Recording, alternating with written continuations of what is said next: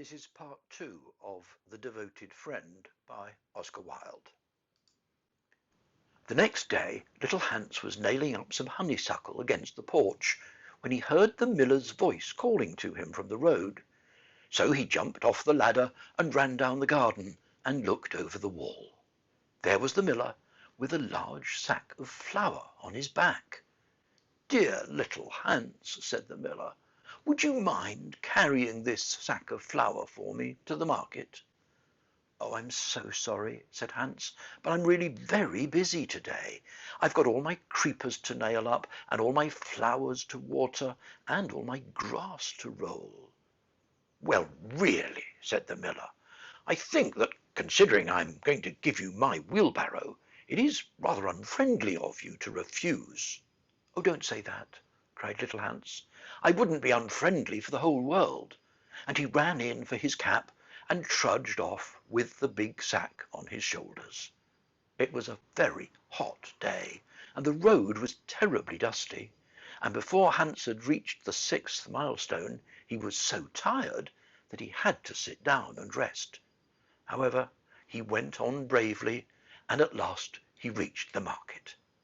After he'd waited there some time, he sold the sack of flour for a very good price, and then he returned home at once, for he was afraid that if he stopped too late, he might meet some robbers on the way. "It's certainly been a hard day," said little Hans to himself as he was going to bed, "but I'm glad I didn't refuse the miller, for he is my best friend, and besides, he's going to give me his wheelbarrow." Early the next morning, the miller came down to get the money for his sack of flour, but little Hans was so tired that he was still in bed. "Upon my word," said the miller, "you are very lazy. Really, considering that I am going to give you my wheelbarrow, I think you might work harder. Idleness is a great sin, and I certainly don't like any of my friends to be idle or sluggish. You mustn't mind my speaking quite plainly to you. Of course, I shouldn't dream of doing so if I weren't your friend. But what's the good of friendship if one can't say exactly what one means? Anybody can say charming things and try to please and to flatter, but a true friend always says unpleasant things and doesn't mind giving pain. Indeed, if he's a really true friend, he prefers it, for he knows then that he's doing good." "I'm very sorry," said little Hans, rubbing his eyes and pulling off his nightcap, "but I was so tired that I thought I'd lie in bed for a little time and listen to the birds singing. Do you know that I always work better after hearing the birds sing?" "Well, I'm glad of that," said the miller, clapping little Hans on the back, "for I want you to come up to the mill as soon as you're dressed and mend my barn roof for me."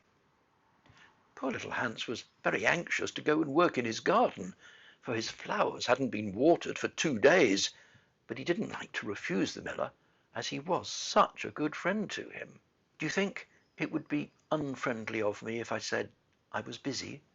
he inquired in a shy and timid voice.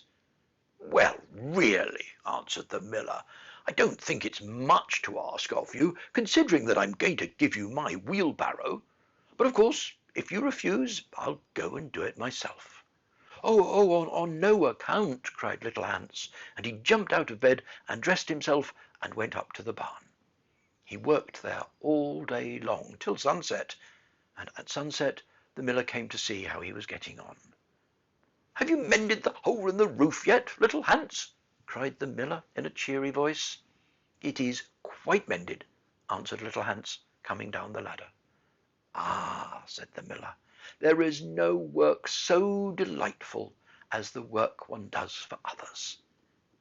"It is certainly a great privilege to hear you talk," answered little Hans, sitting down and wiping his forehead. "A very great privilege, but I'm afraid I shall never have such beautiful ideas as you have." "Oh, they'll come to you," said the miller, "but you must take more pains. At present you have only the practice of friendship. Some day you will have the theory also." "Do you really think I shall?" asked little Hans. "I have no doubt of it," answered the miller. "But now that you've mended the roof, you'd better go home and rest, for I want you to drive my sheep to the mountain tomorrow." Poor little Hans was afraid to say anything to this, and early the next morning the miller brought his sheep round to the cottage, and Hans started off with them to the mountain. It took him the whole day to get there and back, and when he returned he was so tired that he went off to sleep in his chair and didn't wake up till it was broad daylight. "What a delightful time I shall have in my garden," he said, and he went to work at once.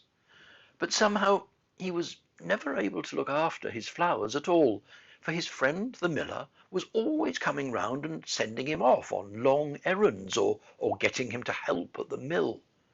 Little Hans was very much distressed at times, as he was afraid that his flowers would think he'd forgotten them, but he consoled himself by the reflection that the miller was his best friend. "Besides," he used to say, "he's going to give me his wheelbarrow, and that is an act of pure generosity." So little Hans worked away for the miller, and the miller said all kinds of beautiful things about friendship, which Hans took down in a notebook and used to read over at night, for he was a very good scholar. Now, it happened that one evening little Hans was sitting by his fireside when a loud rap came at the door. It was a very wild night, and the wind was blowing and roaring around the house so terribly that at first he thought it was merely the storm. But a second rap came, and then a third, louder than any of the others. "It's some poor traveller," said little Hans to himself, and he ran to the door.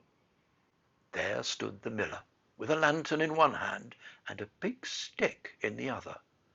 "Dear little Hans," cried the miller, "I'm in great trouble. My little boy has fallen off a ladder and hurt himself, and I'm going for the doctor, but he lives so far away, and it's such a bad night that it's just occurred to me that it would be much better if you went instead of me.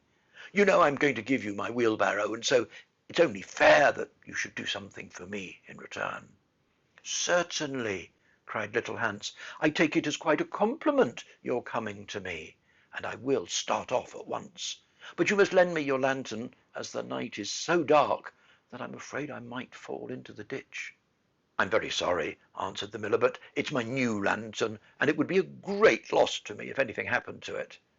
"Well, never mind, I'll do without it," cried little Hans, and he took down his great fur coat and his warm scarlet cap, and tied a muffler round his throat, and started off. What a dreadful storm it was! The night was so black that little Hans could hardly see, and the wind was so strong that he could scarcely stand. However, he was very courageous, and after he'd been walking about 3 hours, he arrived at the doctor's house and knocked at the door. "Who's there?" cried the doctor, putting his head out of the bedroom window. "Little Hans, doctor." "What do you want, little Hans?" "The miller's son has fallen from a ladder, and he's hurt himself, and the miller wants you to come at once." "All right," said the doctor, and he ordered his horse and his big boots and his lantern, and came downstairs and rode off in the direction of the miller's house, little Hans trudging behind him. But the storm grew worse and worse, and the rain fell in torrents, and little Hans couldn't see where he was going, or keep up with the horse. At last he lost his way, and wandered off on the moor, which was a very dangerous place, as it was full of deep holes, and there poor little Hans was drowned. His body was found the next day by some goatherds, floating in a great pool of water, and was brought back by them to the cottage. Everybody went to little Hans's funeral, as he was so popular, and the miller was the chief mourner. "As I was his best friend," said the miller, "it is only fair that I should have the best place."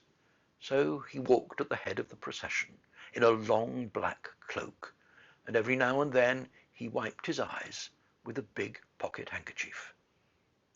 "Little Hans is certainly a great loss to everyone," said the blacksmith, when the funeral was over, and they were all seated comfortably in the inn, drinking spiced wine and eating sweet cakes.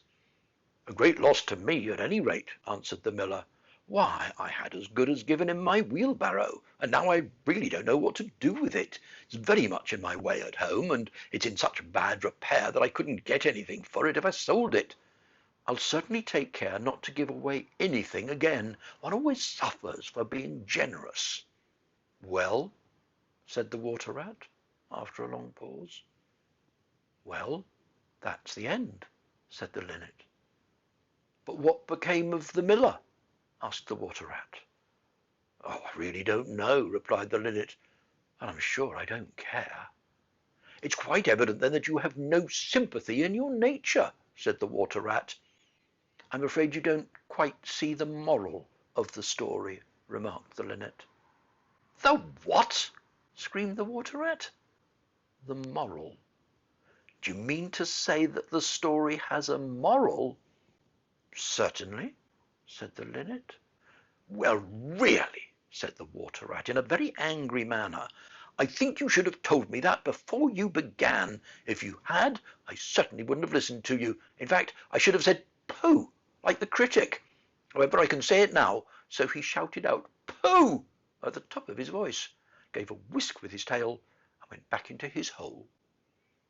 "And how do you like the water rat?" asked the duck, who came paddling up some minutes afterwards.